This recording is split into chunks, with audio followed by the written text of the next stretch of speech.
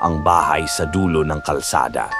Sa malayong baryo ng San Libordo, may isang abandonadong bahay na matatagpuan sa dulo ng madilim na kalsada.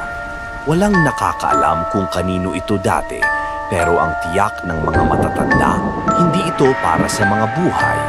Isang gabi, nagdaraan si Lino, isang palaboy na lalaki, at napilitang humingi ng tuloy dahil sa malakas na ulan. Pumasok siya sa loob, at kahit puno ng alikabok at gagamba ang lugar, may kakaibang lamig na parang may nagmamasid sa kanya. Bigla niyang narinig ang mahina ng tunog ng piano mula sa ikalawang palapag. Walang tao roon, walang kuryente, walang instrumento. Ngunit habang tumatagal, lumalakas ang tugtog, kasabay ng mga yabag na parang may naglalakad papalapit sa kanya. Nang lumingon siya, may nakita siyang malababae na nakabitin sa kisame, mga mata niya't puno ng dugo, ngumingiti.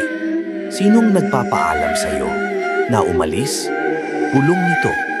Kinabukasan, natagpuan ang katawan ni Lino sa harap ng bahay.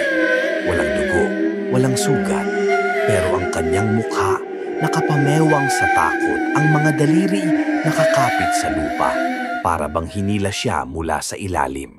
At tuwing gabi, kapag nadaanan mo ang bahay sa dulo ng kalsada, may tumutugtog ng piano,